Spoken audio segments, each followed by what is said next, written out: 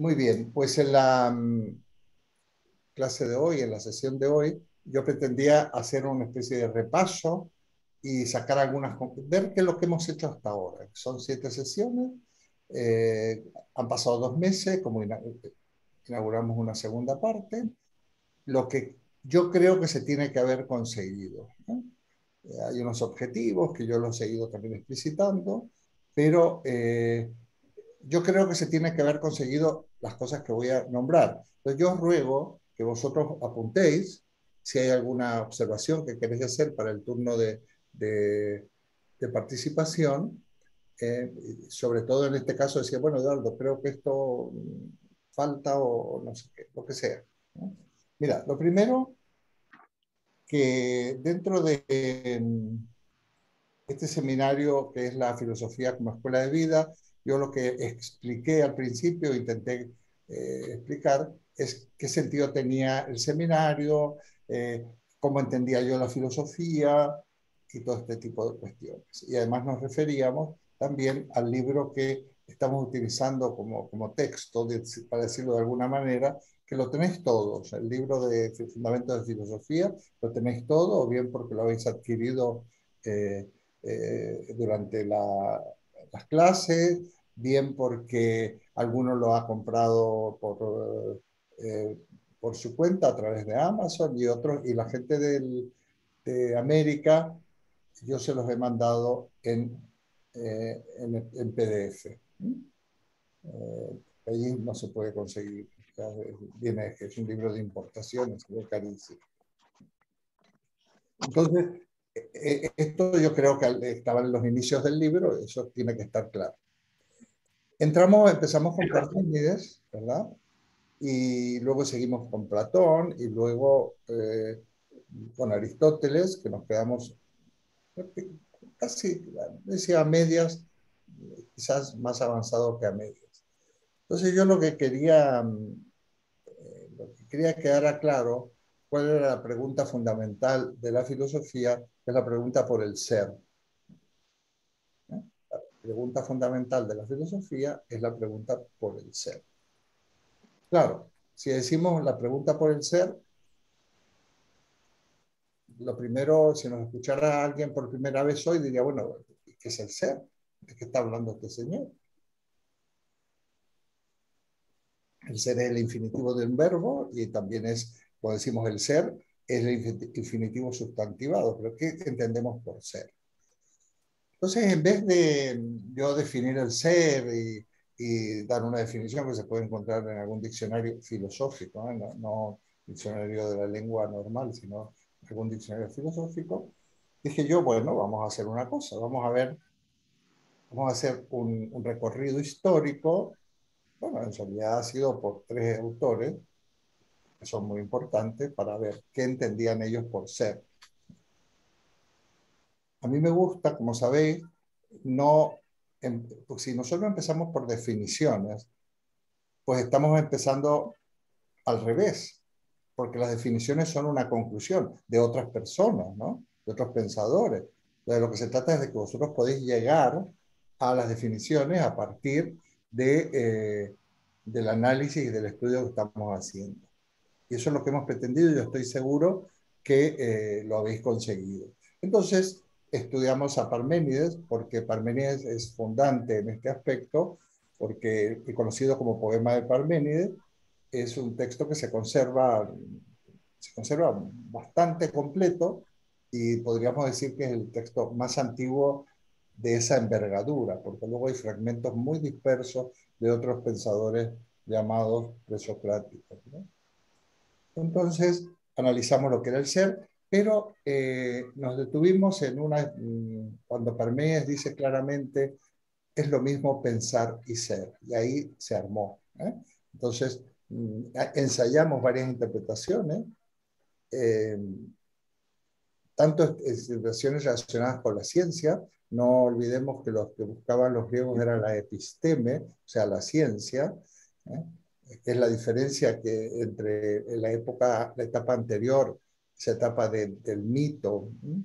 En cambio esta es la etapa del logos, de la razón, cuyo objetivo o cuyo cometido es la, digamos, la construcción de la episteme, de un conocimiento racional que puede dar explicaciones acerca de cuestiones fundamentales, pero sobre todo cuestiones fundamentales acerca de la naturaleza, de la física. Entonces, dentro de todas esas interpretaciones, que he hecho varias, también unas de tipo existencial, cuando he dicho que se podría ser el sentido, también lo equiparaba a sentido, pero ya siguiendo tradiciones filosóficas más hacia lo contemporáneo y más actuales, entonces decía, la pregunta por el ser es la pregunta por el sentido. Y yo decía que es lo mismo pensar y ser, porque es lo mismo. Si pensar es buscar el sentido y ser es sentido, es lo mismo buscar el sentido que encontrar el sentido. Porque parece que es un círculo, es un juego de palabras, pero no lo es, porque realmente nos descubrimos existencialmente como buscadores de sentido. ¿Eh? Somos buscadores de sentido. Y realmente yo acudía al poema de Machado, de Caminantes, No hay camino, etc. Si nosotros echamos la vista atrás en el camino de nuestra vida, de nuestro camino de búsqueda, que no es solo una búsqueda intelectual, es una búsqueda experiencial, es una búsqueda, lo que intentamos ir construyendo la vida, nos damos cuenta que nuestra vida al menos tiene un sentido, que es la de que somos buscadores de sentido.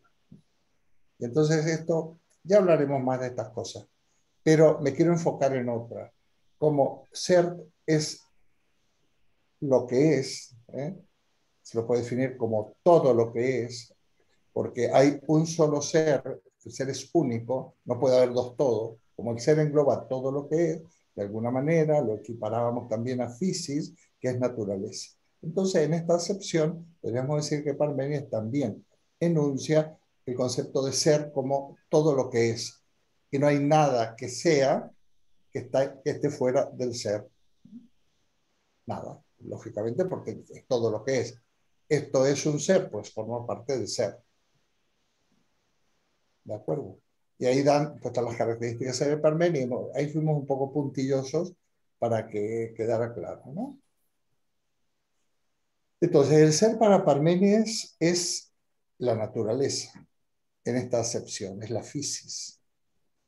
Y solo se puede pensar en lo que es. Y por decir así, lo que el ser es justamente lo que puede ser pensado. O sea, que hay una relación pensar y ser de ida y vuelta, ¿eh? Porque el ser es lo pensado y lo pensado es el ser, o sea, lo único que se puede pensar es en el ser. Yo hice la salvedad de que no íbamos a equiparar ser a existir, porque esto nos traería problemas para interpretarlo. Pero si hiciéramos caso omiso de eso por unos segundos, digamos que el ser está constituido por todo lo que existe, ¿eh? Y solo se puede pensar en lo que existe. Y existe aquello que puede ser pensado. A ver, para nosotros, nuestra filosofía, nuestro conocimiento, el conjunto de conocimientos que tenemos, que se lo puede considerar que es nuestra filosofía, pero vamos, nuestro acervo de conocimiento es siempre sobre lo que existe o lo que es, que podríamos llamarle de algún modo realidad, que es un término que se las trae y que quiere decir realidad viene del término latino de res, que quiere decir cosa, sería el conjunto de las cosas, ¿no? Bueno, eso es el ser. Parménides es el conjunto de las cosas. Ese conjunto de las cosas también se lo puede categorizar como naturaleza. Pero nosotros solo podemos pensar en las cosas. Y las cosas son lo que podemos pensar o lo pensado. ¿Qué quiere decir esto? Pues quiere decir, hombre, dice, puede decir alguien, bueno, yo puedo pensar en algo que no existe, por ejemplo, en un centauro o en un monstruo de 7 cabezas y cada cabeza con 4 ojos y 3 lenguas, qué sé yo. Ah, le digo, sí, sí, claro, pero ten en cuenta, o por lo menos toma nota de que realmente tú estás construyendo una fantasía, estás construyendo un personaje extraño con elementos que existen, lengua, ojo, boca, cabeza. No nos podemos inventar algo, una cosa así absolutamente de cero. No lo podemos inventar. Entonces, tiene cierta lógica, bueno, tiene mucha lógica. Pero por otra parte, las cosas que nosotros conocemos no tienen más realidad que aquellas que tienen su representación, que luego hablaremos, que la idea que nosotros tenemos de ella, nos diríamos luego a Platón, o con nuestro pensamiento. Porque hay una correspondencia también entre cosa y idea, o cosa y concepto, o cosa y representación. Porque ¿qué son? Nosotros conocemos, forma parte de nuestra realidad aquello que conocemos, de una manera muy concreta, muy directa, de una manera más indirecta, o incluso de una manera eh, muy lejana. Por ejemplo, las Islas Seychelles forman parte de mi conocimiento. Yo nunca he estado en las Islas Seychelles, pero puedo leer, puedo ver fotos, ¿no? Incluso en Marte, el planeta Marte, puedo imaginarme que se puede llegar a Marte y este tipo de cosas. O sea, todo aquello que yo puedo pensar es el mundo, puedo pensar en ese conjunto de cosas, o esas cosas en tanto pensado. Pero el único contenido de ese pensamiento, que es por otra parte que es lo mismo, el contenido de la cosa es lo que yo pienso. Por ejemplo, si yo veo un pino o un árbol en mi jardín que me da sombra, bueno, ese árbol tiene la realidad, digamos, de que es el árbol de mi jardín y que da sombra. ¿Y solo eso es ese árbol? Pues claro que no. Ese árbol realmente se lo puede definir desde el punto de vista científico, desde el punto de vista de la botánica, y tendrá un nombre que está en latín y que normalmente está formado por dos palabras, ¿no? No todo el mundo que ve algo lo ve de la misma manera. Esto es una cosa que va a ser constante en nuestro curso, en lo que queda del curso.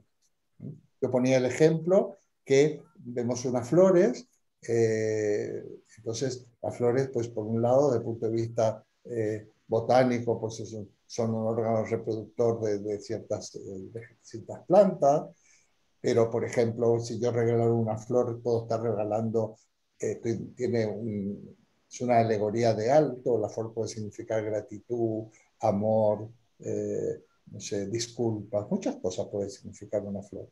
Y para la señora o el señor que vende flores en el puesto, tienen un valor económico, y las flores son flores caras, flores baratas, se pueden, ya se puede hacer negocio con las flores, o sea que hay muchas maneras de constituir una cosa, y realmente lo que constituimos las cosas somos las personas.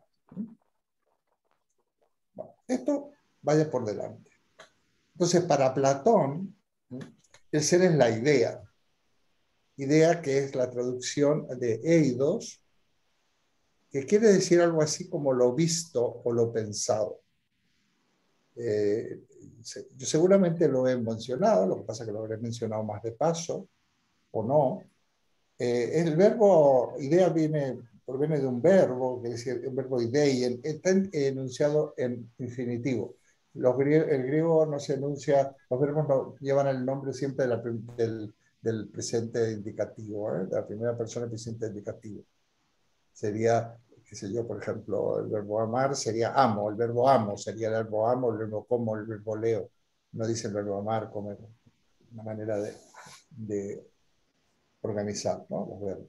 Entonces, ese verbo idei, entre otras cosas, quiere decir ver, entre otras cosas. Entonces, la idea sería lo visto, o sea, sería un participio. Lo visto, lo visto con la inteligencia, lo visto con el logos. No solo visto con los ojos, sino lo visto. Y lo visto quiere decir que al verlo, conozco lo que se va a llamar la esencia. Pero esto es complicadito, pero yo lo estoy volviendo a repetir. Yo ponía el ejemplo de que cuando estamos haciendo, bueno, imaginamos que estamos estudiando lógica, y siempre hay uno que es más aventajado que otro, y entonces se reúne con sus compañeros para hacer los ejercicios de lógica y hay a uno que no le sale. Y dice, bueno, espera, y le explica. Dice, ya lo he visto, dice ese compañero. Quiero decir, ya lo he visto, ya lo he comprendido por la inteligencia. Este es el sentido de la idea en Platón. Uno de los sentidos que a mí me gusta destacar. No estoy haciendo una interpretación gratuita. Yo me estoy ciñendo a, como os decía, os he dicho, a textos y a traducciones fiables, fidedignas. Pero hay otras interpretaciones. Aún así, se puede interpretar. ¿eh? Los que aquí habrá gente que algunos que son juristas y demás, o no, pero bueno, las leyes están escritas y son lo más claras posible para que sean realmente comprensibles y no ofrezcan la más mínima duda. Sin embargo, siempre hay que interpretar. Siempre hay que interpretar las leyes. A pesar de todo. Entonces, siempre conocer es interpretar. Importante que tengamos esto en cuenta. Entonces, para Platón, el ser son las ideas. ¿Es distinto de lo que piensa Parménides? No, porque si para Parménides el ser es todo lo que es, semejante a una esfera bien redonda, dice Parménides. No olvidéis que el ser, la filosofía griega, es materia, es materia. Todo lo que es material. Podríamos decir que en todas sus versiones es un pensamiento, una filosofía que se la podría catalogar como materialista, aunque el materialismo es un ismo, entonces no, es simplemente que para ellos existe la materia, no otras cosas. Bueno, pero todo lo que es, hay distintas maneras, ¿eh? de distintas maneras de ser. Entonces yo hacía un dibujo que hacía una esfera que era el ser de Parmenides y luego hacía unas esferitas pequeñas que son las ideas. O sea, hay seres, pero no todos los seres son iguales, no todos tienen la misma esencia. Unas cosas son A, otras cosas son B, otras cosas son C. Unas cosas son animales, otras son piedras, otras son árboles.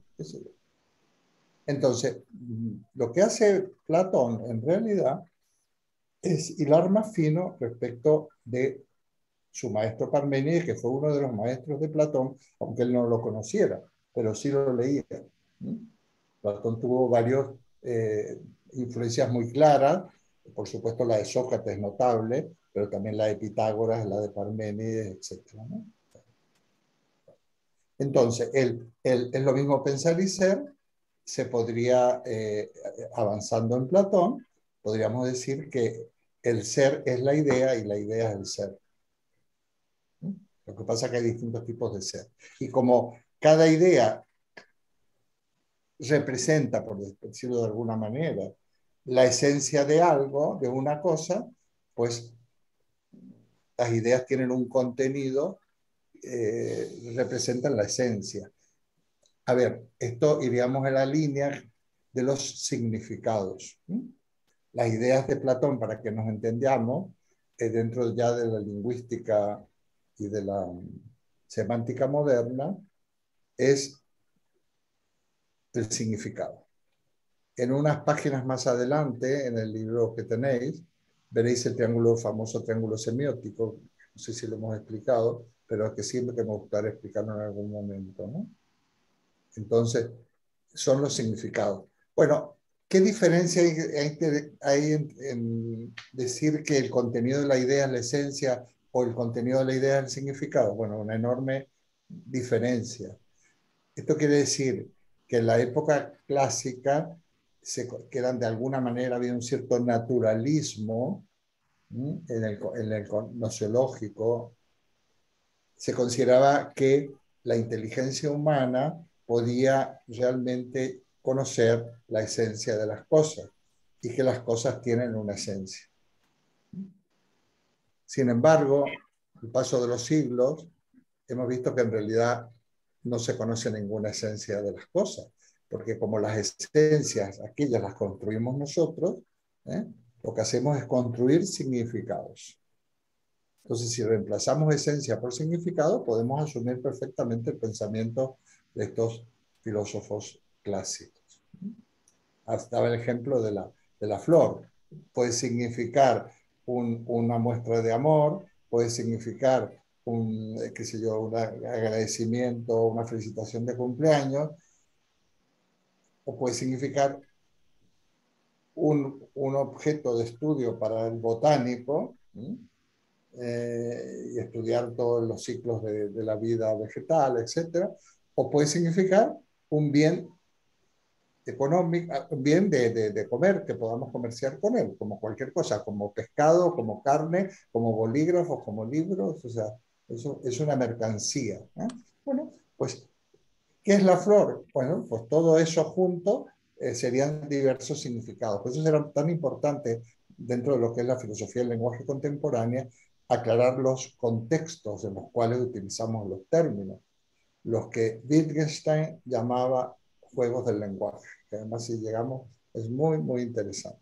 Casi todo esto lo tenéis en ese librito que yo creo, sinceramente, no porque lo he escrito yo, sino que lo releo muchas veces porque tengo, y veo que está, como mínimo, tiene una virtud, que es claro, bastante claro, muy claro, creo yo.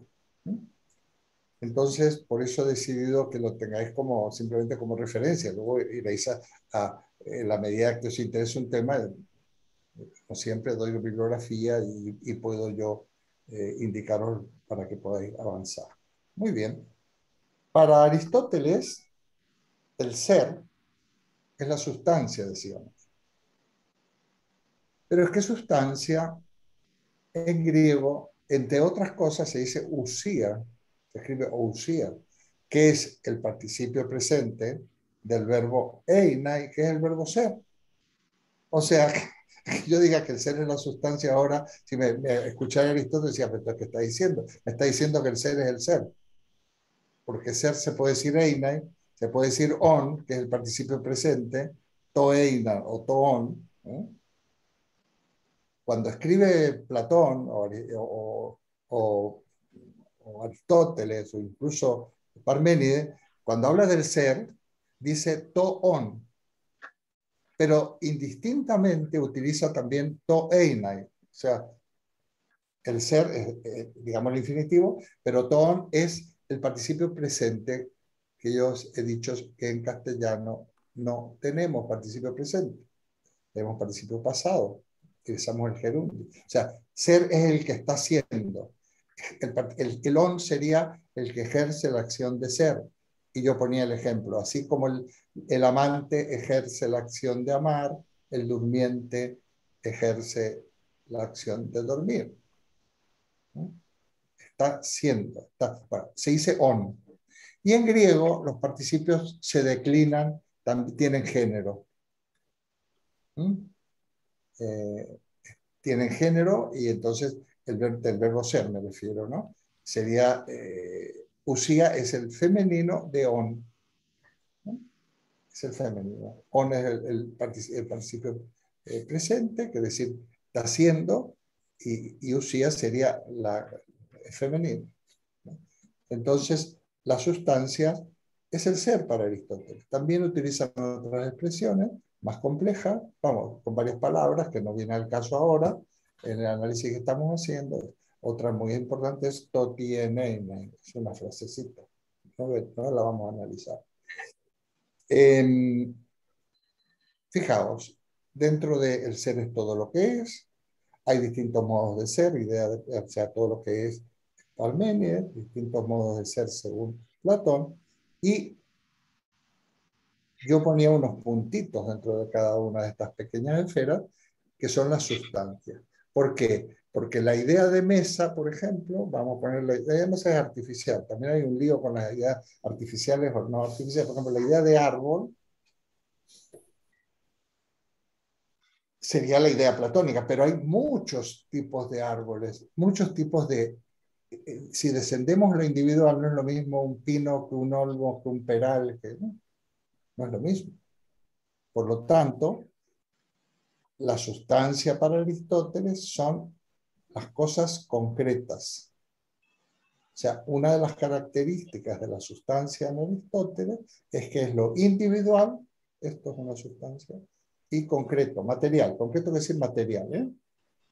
Material. Las cosas son materiales, la sustancia. Otra cosa es que haya una representación de la sustancia intelectual, que también Aristóteles le llama idea, ¿eh? Es discípulo de Platón. No olvidéis que estudió un montón de años con Platón. O sea, no echa por tierra la doctrina de Platón, la va bailando más fino, va sacando más conclusiones, que esto ha sido, en definitiva, así ha funcionado la historia del pensamiento humano. Hemos seguido sacando conclusiones de aportaciones de los anteriores. Entonces, para Parménides el ser es todo lo que es, para Platón es la idea y para Aristóteles es la sustancia. O sea, la sustancia es la res, la cosa individual y concreta. ¿De acuerdo? Bueno, pasábamos al tema de la causalidad y decíamos que bueno, nosotros estamos acostumbrados que causa es aquello que produce un efecto, ¿no? Entonces hay una relación causa-efecto. Para Aristóteles las causas son cuatro, acordados: causa material, la materia, causa formal, causa eficiente y causa final. Dábamos el ejemplo de la estatua, creo que ahí intervino Mari Carmen, y entonces el trozo de mármol, yo puse mis pegas, pero bueno, ahora no es el momento.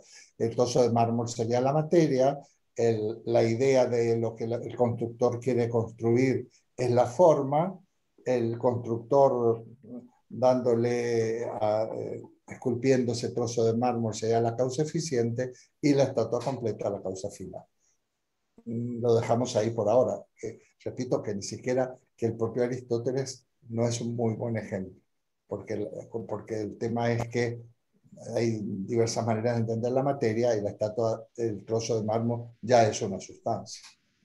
Bueno. Esto nos lleva a la cuestión del movimiento, el devenir.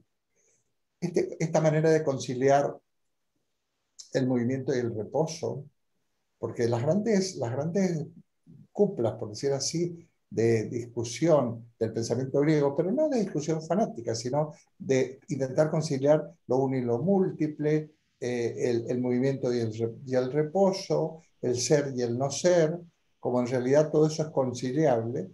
De hecho, en ese diálogo de Platón que se llama el Parménides, es muy interesante el análisis que hace Platón para explicar verdaderamente esa conciliación entre ser y no ser. Pero dentro del tema del movimiento y el reposo, podríamos decir que el ser como tal, el ser de Parménides, esa esfera bien redonda, vamos a decir nosotros el universo, que por cierto el universo no cambia, cambia, se mueve, pero la cantidad de materia que compone el universo, materia-energía, es estable, porque además nada se pierde, en todo caso se transforma, pero acordado, es una de las leyes, algo así. Entonces,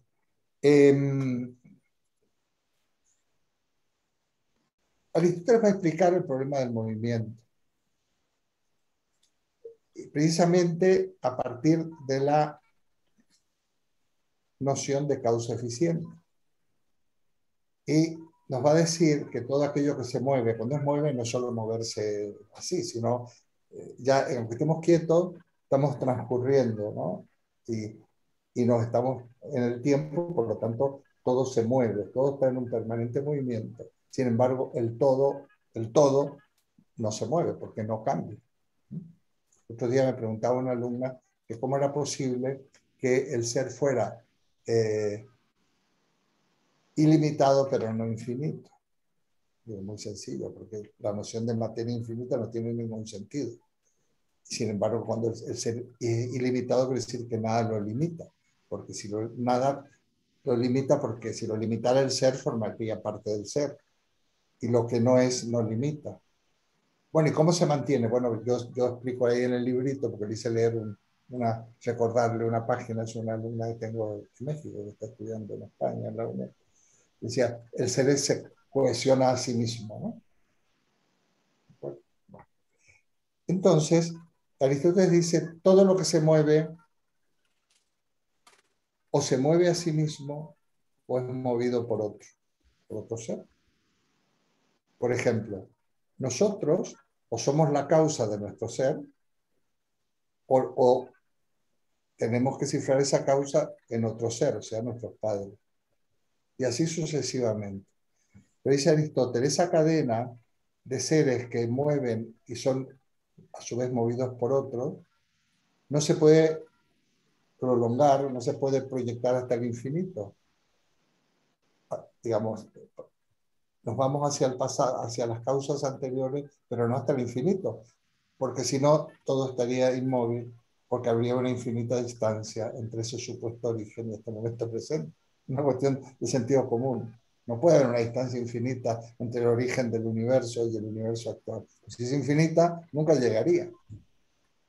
Porque aunque las cosas estén muy lejos, terminan llegando. Nosotros estamos viendo estrellas que ya no existen y las vemos porque ha tardado tanto en llegar, estamos viéndolas, pero ya no existen. Y ese causa primera del movimiento, que yo quiero llamar la atención, Aristóteles le llama, o se le llama, primer motor inmóvil. Es una traducción en general. O sea, hay una causa primera del universo, que además Aristóteles la sitúa en los confines del universo. Para él el universo está formado por 9 esferas, ¿no? 9 esferas. El concepto de 9 es muy importante, las 9 lunas y todas estas cosas. Y estaría en la última esfera, es la esfera de las estrellas fijas, donde están todas las estrellas y también está el sol. No, el sol no. Y el sol, sí, claro. Entonces, pues ahí, en la estrella número 9, en la esfera número 9, estaría la causa primera del movimiento, que transmite a la 8, a la 7, una especie de energía centrípeta, que llega hasta el centro y mueve a la Tierra. Lo que está en la Tierra, que por cierto está en el centro. Aristóteles sustenta una concepción del universo geocéntrica. Cuando digo esfera es porque la visión aristotélica es muy primitiva, es lo menos, digamos, es muy primitiva, y considera que son como esferas materiales, como caparazones que van dando vueltas. La última está quieta, mueve a la siguiente, como un engranaje. Sí, de éter, de lo que quiera, pero es materia, aunque sea materia sutil. No tenía la noción de órbita, Aristóteles. La noción de órbita la van a descubrir en Alejandría, en la época helenística, que por cierto son aristotélicos. Bueno. Entonces, ¿esto es por qué lo menciono? Bueno, porque como veis, esto va orientado en la parte que estamos, en la línea que estamos siguiendo, que no es la única, que además hay otras complementarias que se podrían seguir, otras lecturas que se podría hacer de todo esto. Estamos en la línea de la física y por lo tanto también de la astronomía, o sea, la física, las ciencias de la naturaleza y la física. La física, que es la ciencia que estudia la física, y aquellos que estudiaban la física son los físicos. Y entonces aquí se diseña digamos, una concepción del universo geocéntrica que, como sabéis, va a imperar hasta la modernidad prácticamente, al final del Renacimiento, aunque ya había en Alejandría, Aristarco de Samos ya diseña una concepción heliocéntrica de la astronomía, ¿no?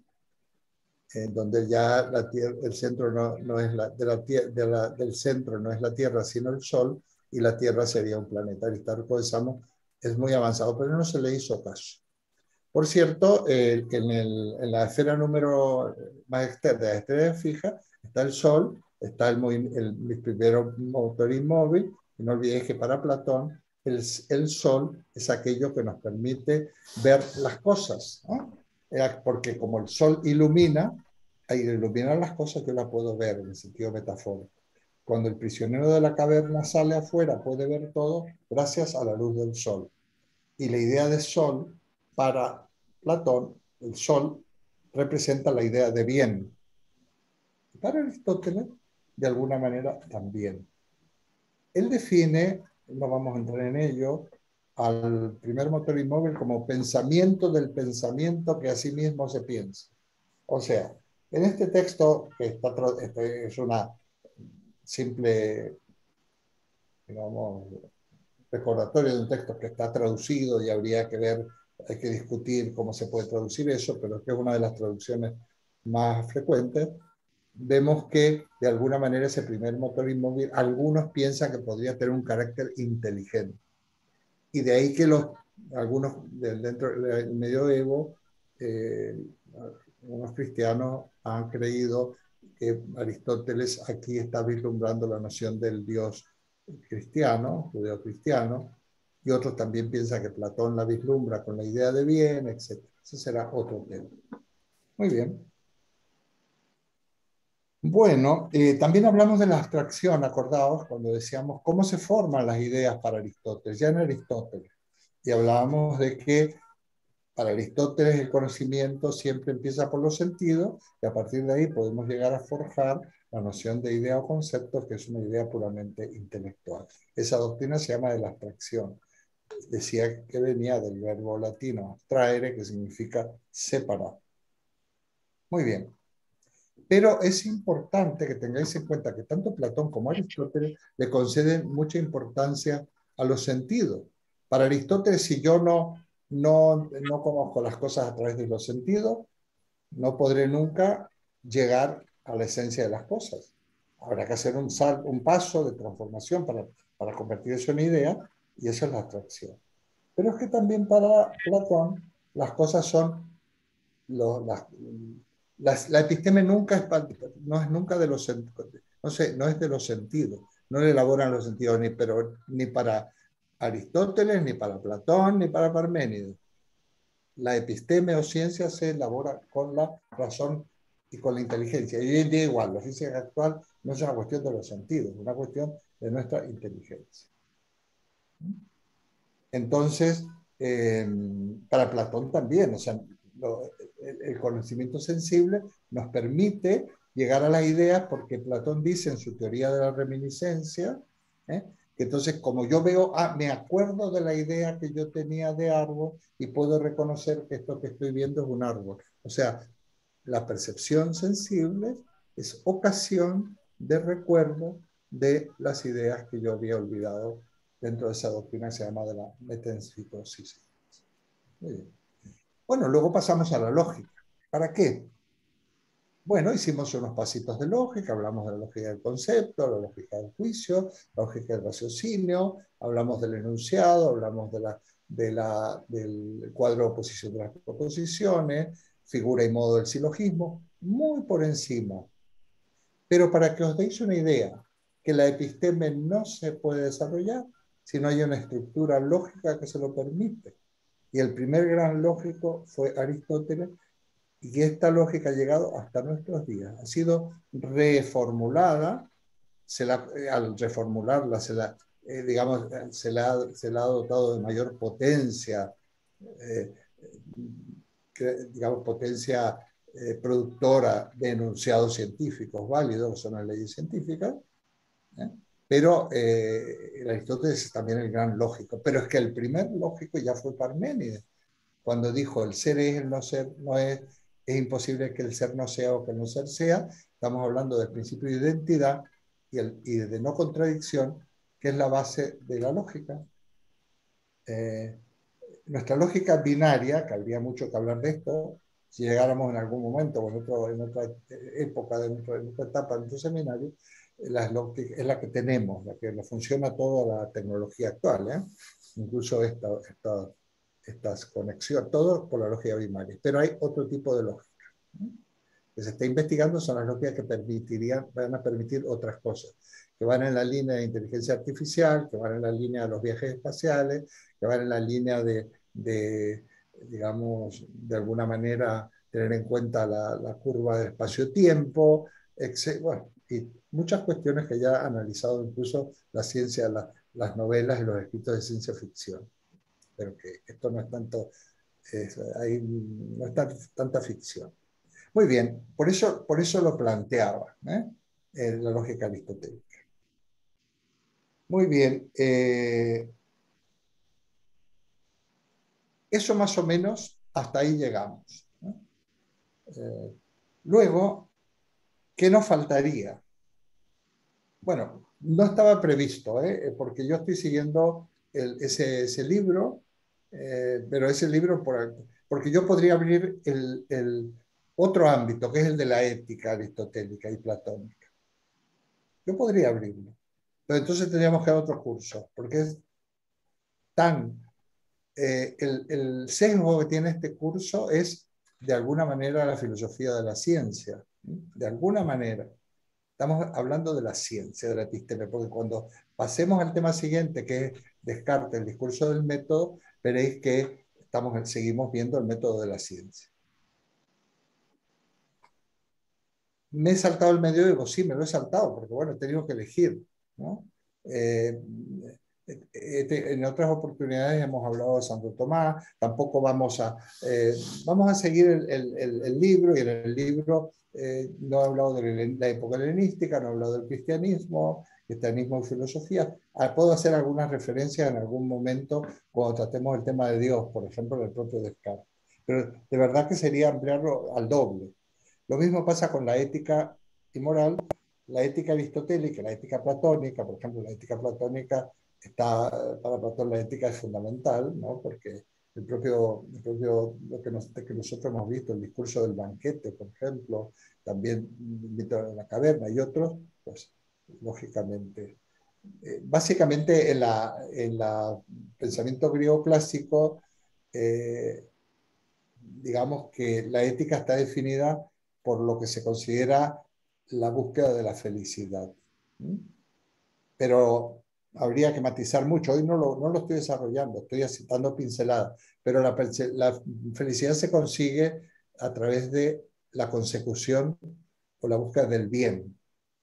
Entonces, lo que es el bien para Platón y para Aristóteles es, también me imagino que podría ser para Parménides, es lo mismo, porque el supremo bien es precisamente, el bien es la verdad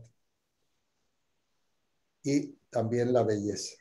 De aquí saldrá un tema muy bonito para el medioevo, pero que yo lo puedo recrear en algún momento eh, en la época más actual, que bien, verdad y belleza están unidos. El bien es bueno, es lo bueno y lo bello, lo bueno perdón, el bien es lo verdadero y lo bello, la verdad es lo bueno y lo bello, y la belleza es lo verdadero y lo bueno. O sea, hay una unidad. ¿eh? Se puede, digamos, que en el fondo estamos llegando a lo mismo. Yo diría que, aparte de todo, yo diría que como que el ser, porque el ser es el bien, la verdad y la belleza también, ¿eh? Entraríamos en la ética y en la estética moderna. Muy, muy interesante. En algún momento lo podemos hacer el año que viene. Podemos organizar el curso de otra manera, por algunos temas y con algunas lecturas. Para Aristóteles, entonces, la felicidad se consigue con el bien. Pero mm, entrar en el concepto de felicidad en Aristóteles sería complicado, porque no es tan sencillo. No es que Aristóteles... yo hago alguna alusión a la felicidad también en mis libros últimos, donde yo hago una alusión de que ser feliz es poder conseguir, digamos, que no se puede ser infeliz en un mundo de gente, no se puede ser feliz en un mundo de gente infeliz. Si nosotros fuéramos felices, así como quien vive en las nubes, de la sociedad que estamos viviendo, sin tener en cuenta el contexto en el que vivimos y tener en cuenta que la felicidad que nosotros perseguimos, que podemos conseguir, tiene que aportar también a la felicidad de los demás, no, estaríamos completamente despistados y desviados, creo yo. Entonces, la felicidad y el bien tienen un alcance ético y moral, porque también tiene un alcance social. Bueno, Aristóteles tiene una obra entera que se llama Ética, tiene otra que se llama Política, la famosa Ética Nicómaco, y realmente que yo invito, que a lo mejor en algún momento, tipo, si el año que viene quisiéramos hacer algo, podríamos directamente decir, bueno, vamos a leer la Ética o una selección de textos de la Ética a Nicómaco y vamos a hablar de esto, no de la lógica de la ciencia, sino de la ética. La ética y la política para los griegos, de paso, ya sabéis, esto lo hemos dicho, va unida, ¿eh? Porque el bien individual, el bien individual en realidad es el bien común. Es muy importante la polis, ¿eh? Acordaos que cuando hablábamos de Platón decíamos que y para los griegos en general, cuando a Sócrates se lo condena a muerte, Sócrates no se quiere, pero hay la posibilidad de que se exilie, que se vaya de la polis, y no quiere, porque fuera de la polis no hay salvación posible, no hay retorno a ese paraíso perdido. Utilizando un término conocido por todos, pero que leíamos así de algunos comentaristas, el primer planteamiento comunista de la historia es el de Platón, en donde los padres ni siquiera son dueños de sus hijos, no hay PIN parental ni nada de esto, es el Estado el que los educa, la polis, ¿eh? Para ser ciudadanos formados para participar también en la acción política, que por otra parte más que representativa es asamblearia, porque es entre ciudadanos y los ciudadanos no eran tantos, no eran las mujeres y tampoco eran, por supuesto, los esclavos ni los trabajadores manuales, etcétera. Pero bueno, es muy interesante la importancia que tiene la ética y la política en la constitución de lo que es la sociedad o el Estado griego clásico, que es la polis. Habría muchísimo ahí para, para, ¿no? para profundizar. Bueno, es importante simplemente mencionar, mejor lo mencionamos en algún otro momento, cómo que realmente el platonismo va a derivar en Occidente, va a llegar a, bueno, hasta nuestros días, ¿eh? Hasta nuestros días. El platónico es muy, por ejemplo, un tal Michele Federico Sciacca, el italiano ya fallecido, era un platónico del siglo XX, ¿no? Y el platonismo ha ejercido una gran influencia en el cristianismo. Y hasta la época de Santo Tomás era prácticamente la síntesis entre cristianismo y filosofía, se realiza con la filosofía platónica. Por eso Santo Tomás en las pruebas de la existencia de Dios tiene unas vías que son platónicas y otras que son aristotélicas, ¿no? Entonces, dos platónicas y tres aristotélicas, ¿no? Cuando ensaya las famosas 5 vías, que ya lo hemos visto con algunos que son aquí veteranos.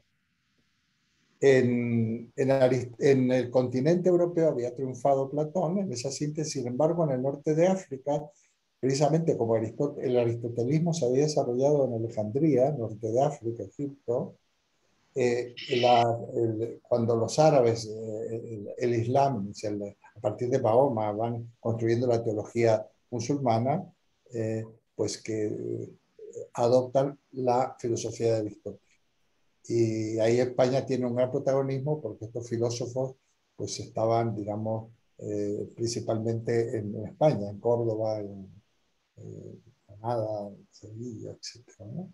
O sea que, y gracias a eso llega el aristotelismo a París, la Universidad de París del siglo XIII, a través de la mano de Santo Tomás. Y bueno, va a ser muy interesante esto. Otro temazo. Si el año que viene podemos estudiar un poco la época clásica y yo propondría un estudio de el medioevo, sobre todo del tema que le podríamos llamar la síntesis o la simbiosis cristianismo-filosofía, comparando las dos etos quiere decir las dos visiones, el etos de un pueblo es la cosmovisión, aquello que en alemán se llama Weltanschauung, cosmovisión. Todos los pueblos, utilizo pueblo en el sentido antropológico, comunidad cultural, pues tienen una Weltanschauung, tienen un etos. Entonces, es muy interesante la descripción, primero el estudio del etos indoeuropeo versión griega y el etos semita versión hebrea, judía, que es lo que va a luego y judeo-cristiana. Muy interesante, que yo recomiendo y además Toda persona culta, sea creyente o no, tiene que conocer cuáles son las raíces de su ética, de su moral y de su religión, aunque no sea creyente, no importa, porque eso ha calado en muchos aspectos de nuestra cultura. Y cuando digo judeo-cristiano, pero dije semita, los árabes son semitas, y los árabes realizan esta simbiosis con la filosofía griega igualito, digamos, con Aristóteles. Y realmente la teología medieval, sea la de Averroes, sea la de Santo Tomás, muy parecidas, tratan los mismos temas, razón y fe, en fin, los mismos temas. O sea que el Islam, con el que tanto hemos peleado y con el que tantas discrepancias hemos tenido, realmente forma parte de nuestro tronco, separado, vamos, discernible, pero está el tronco del pensamiento mediterráneo oriental, donde se produce esa confluencia entre lo indoeuropeo griego y lo semita, judío-cristiano y árabe. Esto es apasionante, nos llevaría bastante tiempo, pero realmente aportaría mucho porque seguramente los que habéis estudiado filosofía en la universidad, bueno, pero también en los institutos no habéis visto esto. O sea, hay una laguna en España, bueno, no solo en España, en general, lo que es el pensamiento medieval y el pensamiento judeo-cristiano y el pensamiento árabe, eh, del cual somos hijos y herederos. Sin embargo, lo hemos desconocido. En España, cuando se habla de los filósofos españoles, bueno, se sigue un criterio, me imagino, geográfico, pero si seguimos un criterio geográfico, pues bueno, quienes estuvieron en la península los árabes y realmente son filósofos españoles. Filósofos españoles de los cuales nos tendríamos que sentir orgullosos. Bueno. ¿No te mandaba a ti lo de Vivaldi? Está alguien hablando por teléfono y habría, o lo que sea, tendría que apagar el micrófono. Vamos a ver. Bueno. No, no, no. Ahora. Bueno, pues esto está muy bien. Bueno, ¿Qué pasa? este debe ser Gabriel. Bueno, muy bien. Entonces es simplemente una propuesta, ¿no? Es una propuesta para cuestiones, para que veas por qué lo salgo. Entonces, en la semana que viene veremos el método cartesiano, Descartes. No lo he saltado por despreciar el pensamiento medieval, sino que porque realmente estamos siguiendo una historia de la vertebración de la ciencia prácticamente. Eso es lo que estamos haciendo. Bueno. Sin embargo, cuando yo vine a España, todavía imperaba lo que yo, así como se habla de nacionalcatolicismo, lo que yo le llamo la nacional filosofía, prácticamente se dedicaban al medioevo y a Santo Tomás. Pero además, tergiversado. Yo siempre decía, si Santo Tomás levantara la cabeza sería terrible, porque Santo Tomás no era franquista, ¿eh? No hubiera sido, os lo aseguro. Y entonces, por reacción a esta época, los llamados jóvenes filósofos, que son gente de mi edad, o sea, habían reuniones de jóvenes filósofos, éramos jóvenes filósofos, directamente saltaban de la filosofía griega al Renacimiento, directamente. Como si aquí no hubo filosofía, y estaban saltando ni más ni menos que 15 siglos de historia. 15, no, 15.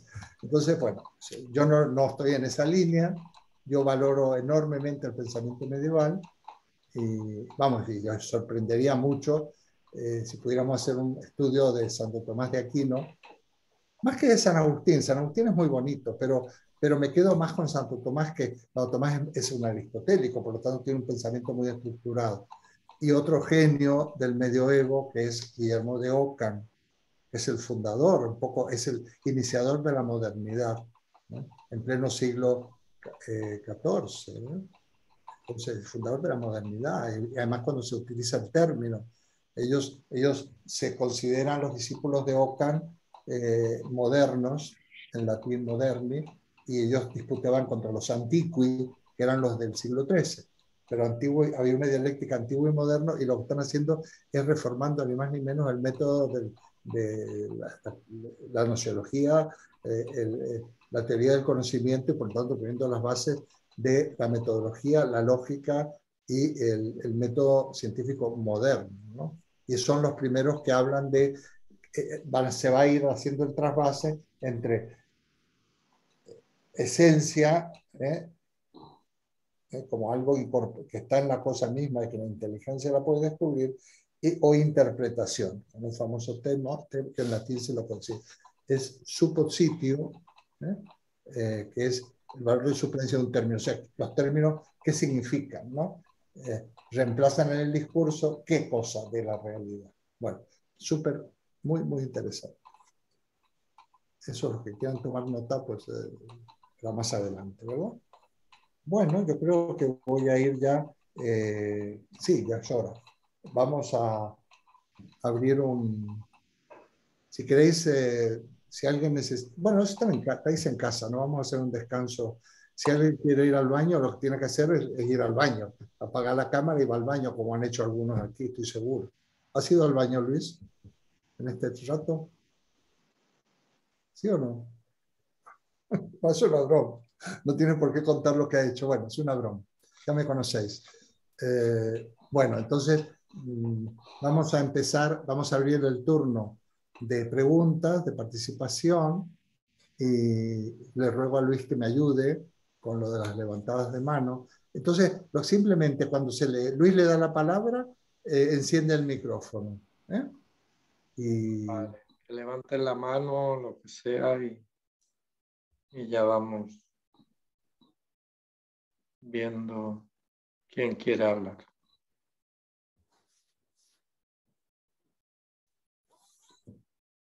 Bueno, a ver, has hecho un resumen de todo lo tratado. Ah, Carmen. Tenemos a Carmen. ¿Alguien más? Bueno, pues si no está nadie más, Carmen, puedes hablar, si quieres. no sé. Carmen Vázquez. Adelante. ¿Se oye? Sí. Ah, vale. Quería comentar sobre lo que ya hemos visto en el primer trimestre, según todas las indicaciones que nos ha dado Eduardo. Yo creo que en esta línea de pensamiento sobre el ser tenemos tres pensadores que buscan el conocimiento: Parménides, Platón y Aristóteles. De todas formas, en la forma de buscarlo, yo creo que hay diferencias. Aunque el siguiente complemente al anterior, para mí, de lo que voy viendo, creo que hay diferencias. Me parece que Parménides, que representa la naturaleza, para Parménides la ciencia es un camino que va paralelo a la religión, según podemos ver en el poema de Parménides, cuando las yeguas lo arrastran hacia la diosa, porque entiendo que en aquel momento la religión también estructura la sociedad.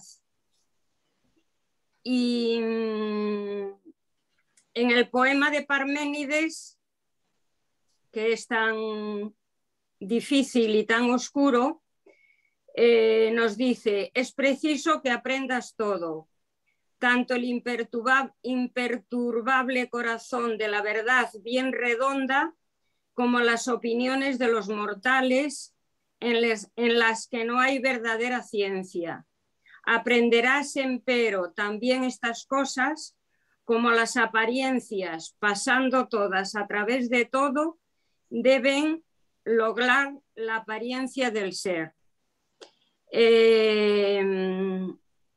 Entonces, en el poema pasó del error a la verdad, de la oscuridad a la luz, conducido por la diosa de la iluminación. Yo creo que está buscando una verdad, pero intercalada con la religión llevada hacia el camino de la diosa de la verdad. Me parece que es así una opinión muy casera de lo que piensa Parménides. En Platón yo creo que lo que es esencial es entender que busca la verdad escondida a través de las ideas, es decir, de la inteligencia. Mientras que Aristóteles, yo creo que es el primer científico porque va del conocimiento individual al universal. Creo que va de lo concreto a lo abstracto y va construyendo ideas. Y nuestras ideas son representación de las cosas, pero no son su esencia, creo yo,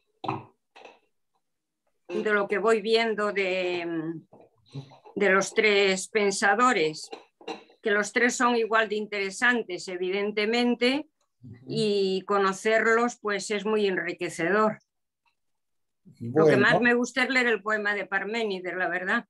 Muy bien, muy bien. Oye, suscribo lo que has dicho, ¿eh? Has puntualizado, por supuesto que los has distinguido y has hecho una muy conveniente alusión al texto del poema, ¿eh?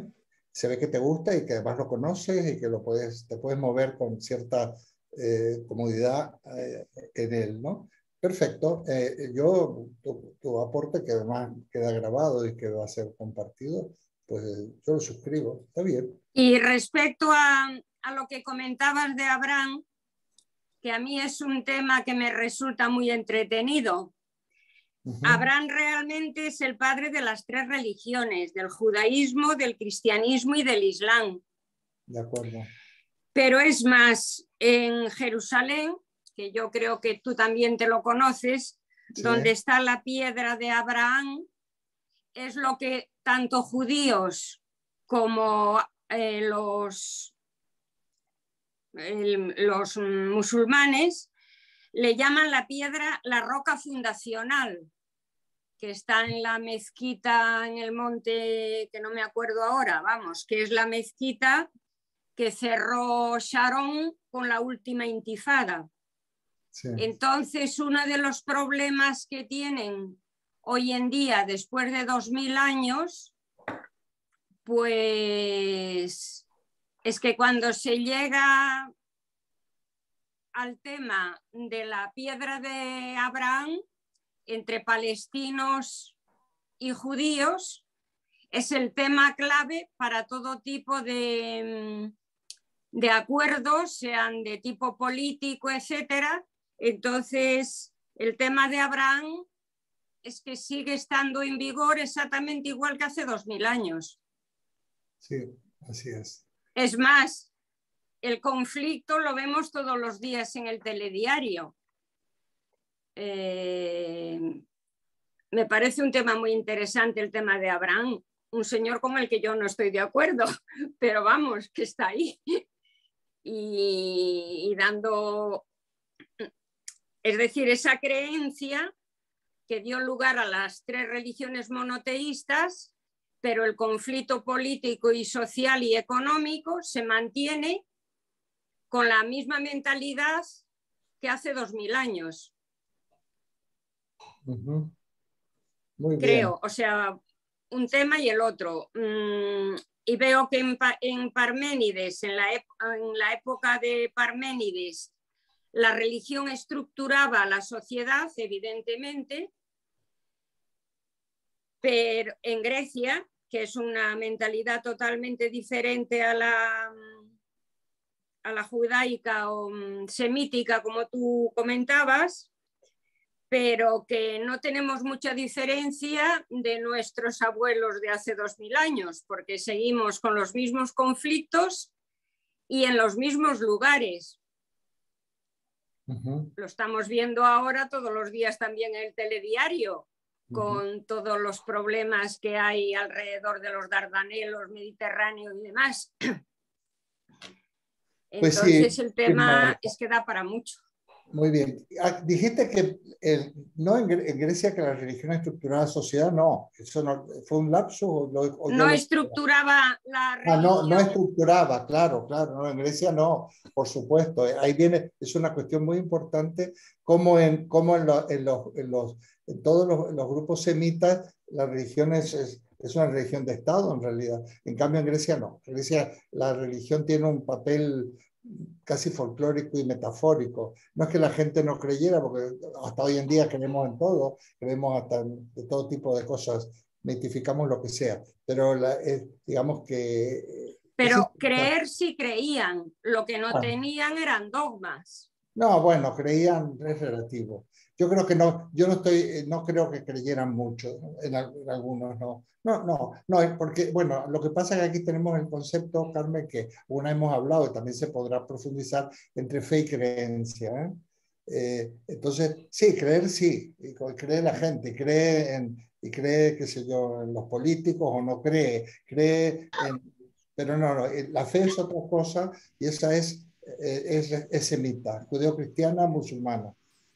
Hay libros que yo recomiendo, ya lo hemos mencionado, de Hans Kuhn, El cristianismo y las grandes religiones, para el que quiera estudiar a fondo las tres, porque además expone las tres.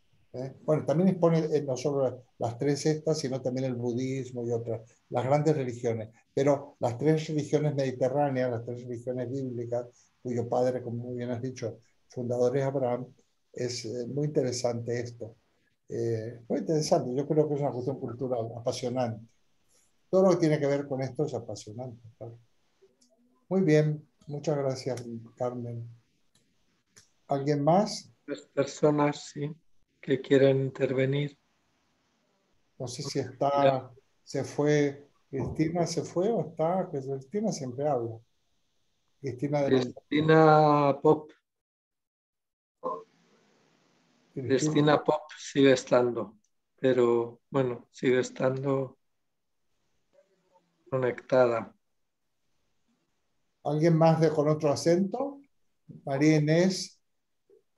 Estoy buscando acentos que nos han dejado la foto. ¿Estás ahí, María Otro Inés? acento.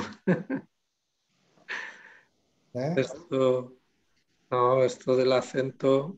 No, bueno, dime simplemente si podemos estar de acuerdo que eso es lo que hemos visto en la primera parte del curso, María Inés.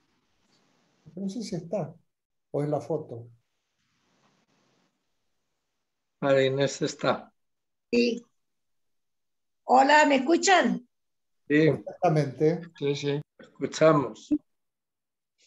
Coincido con Carmen, lo que ha dicho. De Parménides, sabes, Eduardo, que sí, a mí me gustó muchísimo ese poema y justamente cuando habla de en busca de la que van de la noche al día, sí, eso yo me lo trabajé mucho mentalmente porque realmente la verdad hay que encontrarla, hay que buscarla y hay que desocultarla, como hay un escrito que nos hiciste leer. Eso me parece que está muy bien. También pienso que, como decía Carmen, que van en busca de la verdad, buscando las diosas. Yo no me sí. imaginaba que eran realmente las diosas, sino que como que iban buscando alguien que supiera más para explicar. Me llevaron al famoso camino de la diosa, que conduce Sí. al hombre vidente a través de todas las ciudades. Es como empieza.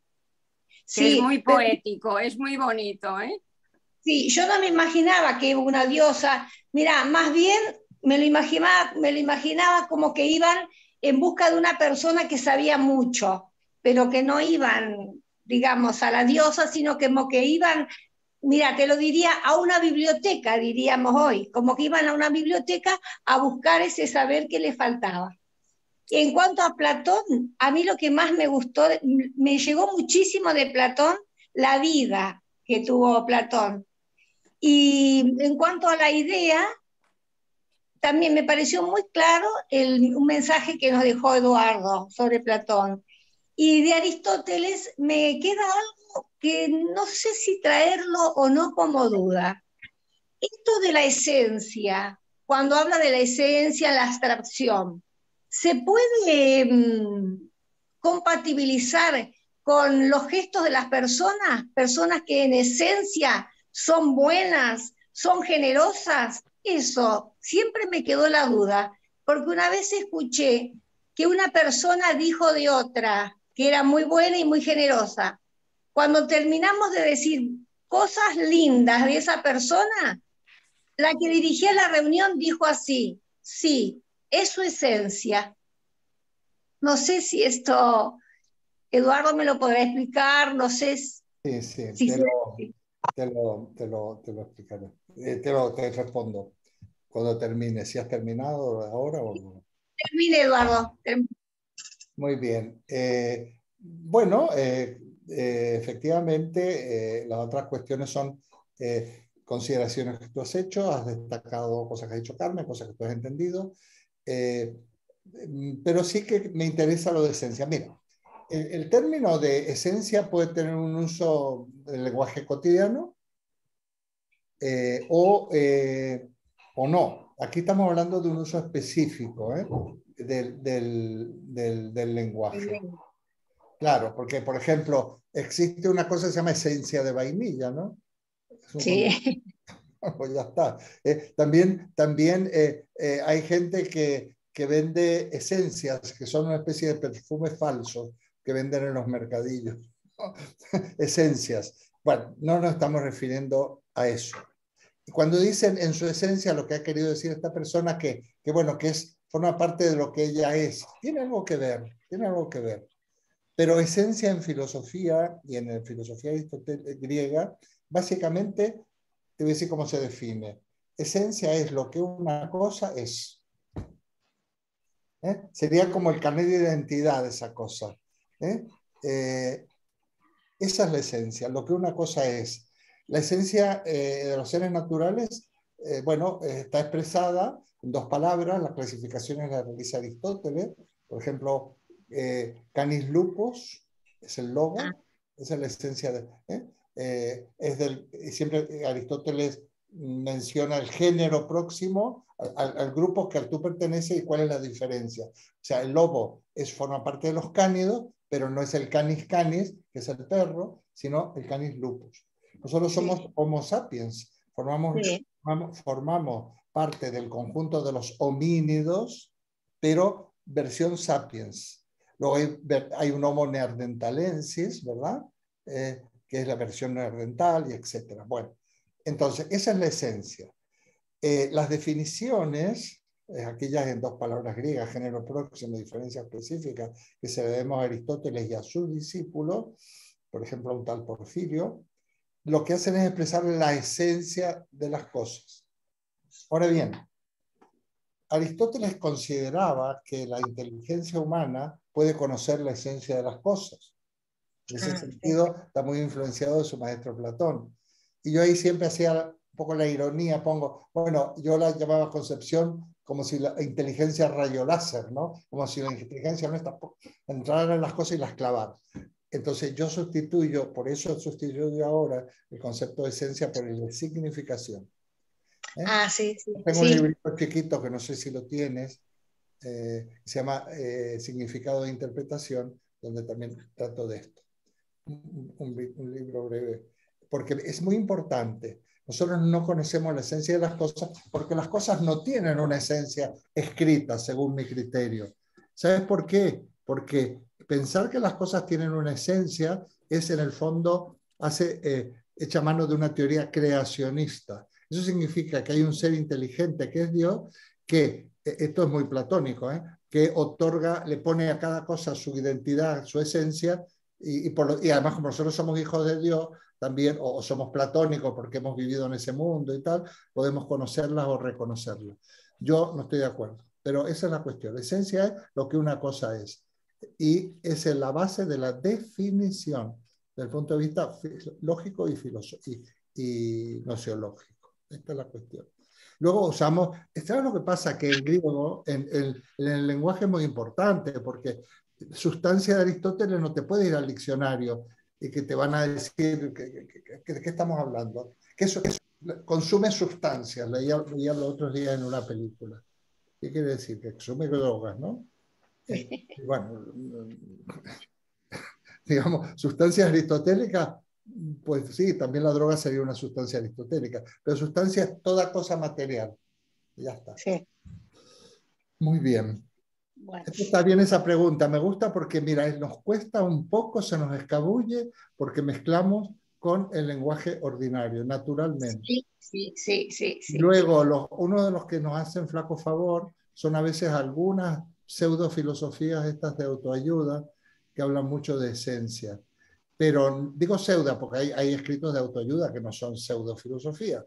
No estoy en contra de este tipo de pensamientos. Pero sí, hay la esencia. Tienes que llegar a tu esencia. Es imposible. Te has puesto luego y me despista más la pastilla. Muy bien. Jesús, ¿podrías quitar el micrófono? ¿Nos oyes? Bueno, ¿alguien más quiere hablar? ¿Estás oyendo? No sería para ti. ¿Alguien más? Pues si no, nos vamos a empezar a pensar en la comida. ¿Alguien más? Bueno, pues entonces nos vemos el próximo miércoles. Bueno, os recomiendo que tengáis a mano el discurso del método de Descartes. Lo tengáis a mano. Yo ahí en el libro de Fundamentos de Filosofía, lo voy a poner por escrito, por favor leed este capítulo que se llama, porque esto nos ayuda mucho. El capítulo... El ser y naturaleza es el que estábamos viendo. El capítulo siguiente es la duda como método, el capítulo 4. Este capítulo está muy ceñido al texto y hay muchos fragmentos del discurso del método que yo recomendaría que leyerais, como mínimo eso, y si los que tengan ganas, está el discurso del método. Yo recomiendo leer, tiene 6 partes, las 4 primeras, las quinta y la sexta no vamos a hablar de ellas y son más desfasadas, digamos. Pero la primera, la segunda, la tercera y la cuarta, vamos a hablar de las 4. Voy a seguir ese discurso, ¿no? de los 4 capítulos, de los 4 primeros capítulos del discurso, pero que yo los tengo muy glosados en este libro. Descartes, a lo mejor tenemos 2 sesiones, a lo mejor ahí podemos, a lo mejor sí, no sé, a ver si conseguimos meterlo en esas 2 sesiones. También digo que si leéis el libro y leéis el discurso, se admitirá en el turno de preguntas que hagáis preguntas o intervenciones sobre lo que hayáis leído, no necesariamente una duda de lo que yo he dicho, podéis perfectamente, porque quiero que seamos muy activos. Este filósofo nos lo permite, ser muy activos. Además, otra cosa, Descartes considera que hay que hacer borrón y cuenta nueva, ¿no? Empezar como si nuestra mente fuera una tabula rasa. Es como una especie de empezar de cero. En fin, no se puede, pero yo he dicho, y además lo sigo sosteniendo, que se podría estudiar empezar a estudiar historia de filosofía con el discurso del método de Descartes. Empezar ahí, no con Parménides, con Descartes. Se puede y entraríamos por la puerta grande también a la filosofía. Yo le concedo mucha importancia a Descartes. Descartes está muy denostado, algunos, cuando hace la crítica a la modernidad, los filósofos actuales, está también bastante denostado en América Latina, porque hablan del el yo moderno, con la filosofía de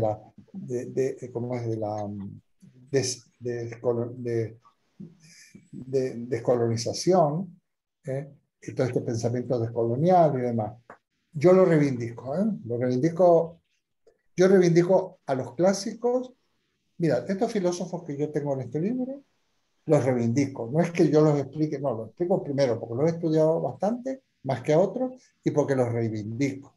Y voy a reivindicar a Descartes y voy a reivindicar a Kant, ¿no? Y también voy a reivindicar a Hegel, aunque no lo vamos a tratar, lo vamos a ver como antecedente poco en un tema que ya no está dedicado, en el tema del trabajo y en el tema, hay un tema que se llama el hombre ser natural, animal cultural y ser natural, y el otro ser espiritual.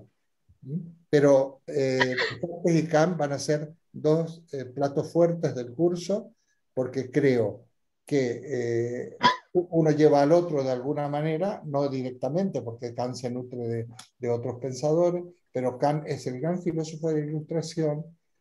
La Ilustración es, digamos, no solo no está superada, hay que superarla, sino que no se le ha sacado todo el partido.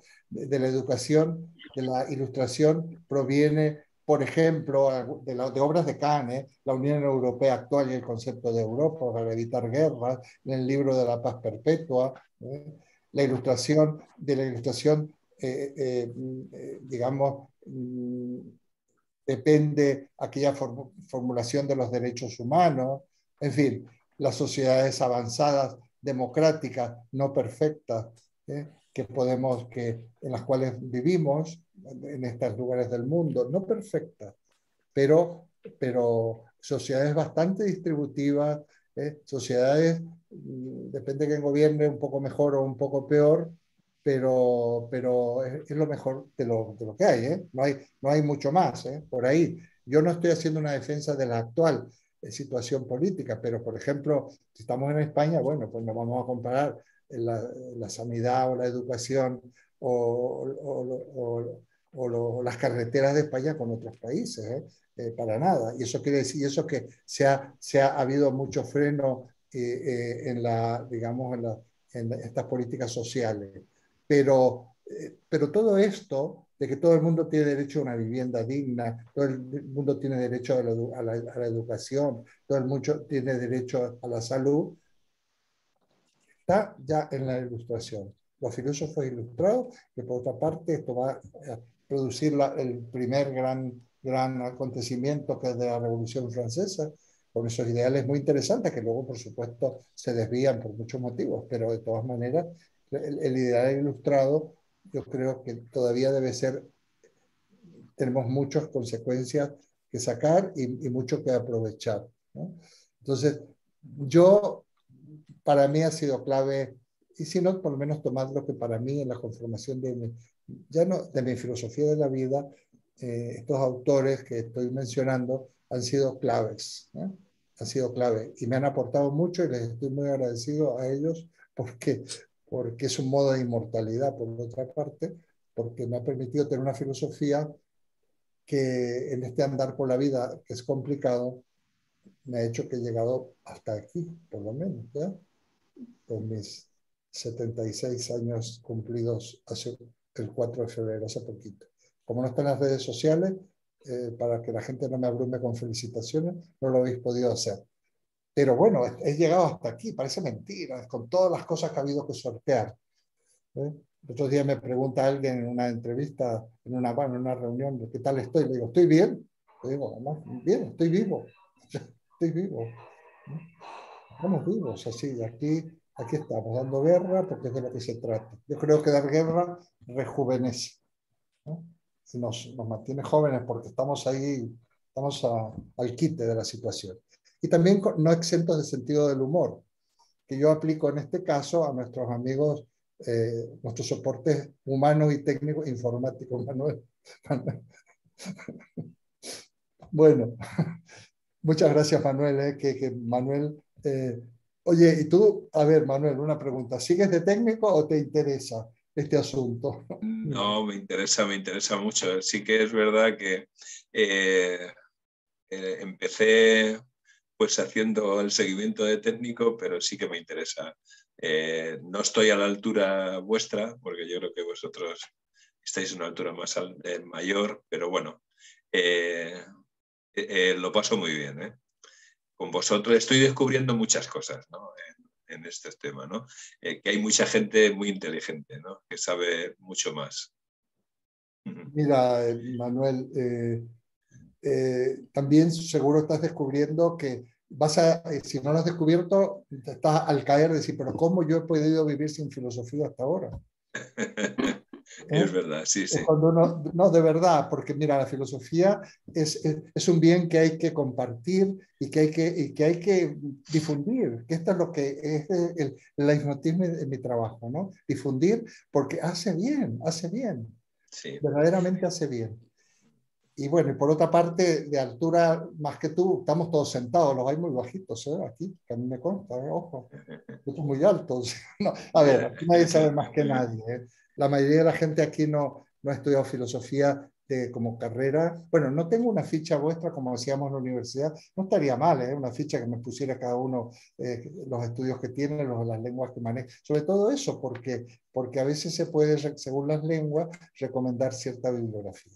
Pero no, aquí somos todos muy iguales, no es una manera de hablar, aprendemos todos de todos, yo lo he dicho varias veces, yo también aprendo, bueno, el que más, soy un privilegiado, el que más, porque lo que va y viene, pues a mí primero es un acicate, es lo que me alimenta, lo que me hace trabajar, y la verdad que soy un privilegiado. Y todos somos... Yo creo que tenemos una característica, Eduardo. Dime. Filosofía en ambas orillas del Atlántico. Eso también es muy interesante. ¿Eh? No, esto ha sido gracias a esta catástrofe de la pandemia. Y eso no es fácil de encontrar. Y vamos a seguir. Y de hecho... Llevándonos bien. Sin lugar a dudas. No, la gente que está del otro lado es estupenda, me consta. Es estupenda como vosotros. Lamentablemente la gente de México no puede participar por los horarios. Ya sabéis que eso no lo podemos arreglar. Eso no se puede arreglar. Pero sí, bueno, María Inés es un clavo, está en este seminario y en el otro, pero además yo creo que está siempre. Y se levanta y es tempranito, y si fuera más temprano, lo mismo. Y también sobre esta Cristina, hoy no sé qué ha pasado, que no se habrá tenido que retirar. Estuvo Amalda, una chica de México que no, al principio, pero era porque se había trasnochado, no porque había esperado antes de acostarse, porque teníamos 9 horas de diferencia. Ahora hay 8 donde ya está. Imaginaos, es imposible. Pero bueno, es un experimento y cuando lo hicimos parte híbrido o mixto, estaban algunos sentados en la sala, otros desde afuera. Bueno, me parece una proyección también muy estimulante, ¿no? Muy estimulante. En esta universidad que, por cierto, la hacemos todos. Esta Universidad Popular, los otros días, estoy dirigiendo una tesis doctoral de una profesora y licenciada en filosofía de PIC en Nayarit, y él está haciendo una tesis sobre pedagogía y filosofía. Digo, bueno, mira, entonces me muestra lo que está haciendo. Tienes que leer a Giner de los Ríos, la Institución Libre de Enseñanza. Hay que leer a Giner de los Ríos, porque es muy importante, pero allí, bueno, si tú eres pedagoga, con más razón. Y ha hecho un escrito muy interesante sobre Giner de los Ríos.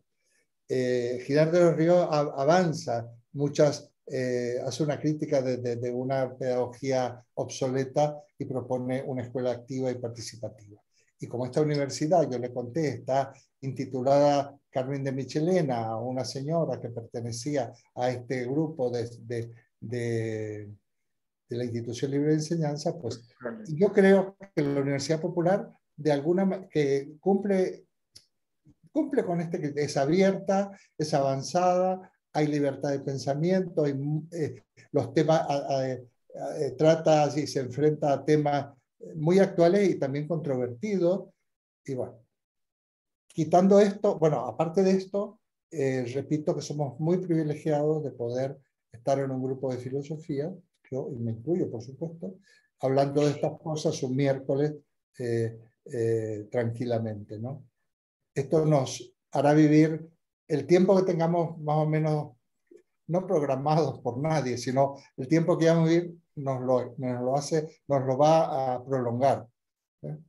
Y en otro grupo hablaba, bueno, algún día vamos a hablar de otros temas, y explicaba cómo se puede uno morir sin hacerse viejo. ¿Eh? Porque una cosa es estar viejo, o sea, mayor, con rasgos de personas mayores, y otra cosa es ser viejo.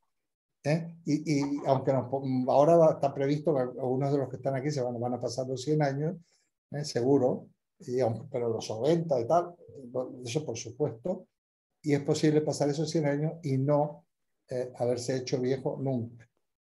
¿Por qué? Porque el viejo, digamos, hay como el personaje Ferdidurque de Víctor Gombrich, cuando dice que él no quería adquirir la forma. Y los que estamos aquí, de alguna manera, no queremos fosilizarnos, no queremos adquirir la forma, y por lo tanto somos eternamente jóvenes, eternamente inmaduros, porque la madurez nunca va a llegar, la madurez es la fosilización total. Entonces, estamos abiertos, somos permeables, podemos cambiar, no tenemos por qué aferrarnos a esquemas rígidos que nos quitan felicidad, ¿no? Bueno, pues esto es el tema. Así que, Manuel, yo digo que una vez que se ha entrado en la filosofía es muy difícil salir de ella. Alguien me decía, eso es como ser del Atlético de Madrid. Una vez que eres Atlético de Madrid, ya no te puedes borrar, por más que sufras. Y bueno, yo a veces digo, pues me haré del Rayo Vallecano, no sé, del Villarreal, porque claro, con esto que me hace sufrir, pero parece ser que no se puede. Aunque yo no nací siendo el Atlético de Madrid, porque yo vivía en otro mundo. Bueno, nos vemos el próximo miércoles, y muchísimas gracias por estar ahí y por hacer que, bueno, que yo siga pensando, porque cuando uno habla, piensa. Si no hablar, yo voy hablando y voy descubriendo cosas mientras hablo, ¿eh? No es que yo lleve, porque el propio discurso te va llevando, y a veces las apunto, ¿no? Así que aquí, Manuel, somos todos filósofos, tú también, por supuesto, porque ser filósofo es desear conocer y querer buscar y querer encontrar un sentido a tu vida, o abandonar, a veces soltar lastre, porque hay caminos que dicen, esto no lleva a ninguna parte, pero bueno, tú que eres tan joven, tienes tanto por delante. Estoy muy a la expectativa de todo, esperando lo que podáis comentar y lo que podáis decir, y muy atento. Y esperando a Descartes y a Kant, que me has creado expectativas grandes. Muy bien, Manuel, muchas gracias también por tu trabajo de información. Vale, y solo recordarte que, bueno, pues ahora cuando, volviendo a mi labor de técnico, que pulses el botón de salida y cerrar la sesión de los participantes para que la grabación cese y podamos tener el vídeo. A mí no se me va a grabar, porque otra vez espero que se grabe, se lo graba a vosotros, ¿verdad? Sí, pero te lo enviaremos para que veas lo que se ha grabado y des tu visto bueno también antes de subirlo a las redes. De acuerdo. No, lo que normalmente hay que cortar esos titubeos iniciales, y ya está. El resto no. Yo a veces me cuesta, a veces tengo que editar porque digo inconvenientes, pero he descubierto que me resulta más económico y no decir inconveniente y no tener que trabajar tanto en la edición. Uy, ¿cómo he dicho esto? Y tengo que cortar, claro. Ahora no he dicho casi nada. O sea que... En todo caso, como lo vas a ver, pues claro. Tú eres el que vamos a dar simplemente el corte de esos titubeos iniciales. Lo demás, hoy no has asustado a nadie, Eduardo, tranquilo. No, ¿sabes lo que pasa? Es que hago a propósito firme de ser comedido. Además, hoy tienes público que no se asusta. Entonces, hoy todo bien. No, a veces me meto con gente de afuera, pero también con gente de adentro. No te claro. Y bueno, yo por eso digo que luego veo las caras que ha hecho y digo, ay, por Dios, lo que ha hecho esta persona se estaba... Hoy somos un grupo poco asustable, entonces sí, bien. No, pero bueno, me hace ser un poquito más mayorcito y no decir tanto... No, hombre, que no, que eso está muy bien. Cuando uno es mayor dice lo que le da la gana, eso es una ventaja. Acuérdate cuando decía... Cuando eres joven es otra cosa. Si tienes jefe, punto en boca. Pero ahora que no te manda nadie, ¿qué más te da? No. Si te pagan lo mismo. Sí, me van a pagar lo mismo. Yo creo. Aparte, que después de cobrar puedes poner los verdes. Muy bien. Bueno, pues ha sido un gustazo. Vale. De acuerdo. Hasta luego a todos. Un Hasta beso. luego. Hasta luego. Adiós. Hasta la semana que viene. Hasta la semana Adiós. próxima. Adiós. Adiós a todos. Chao.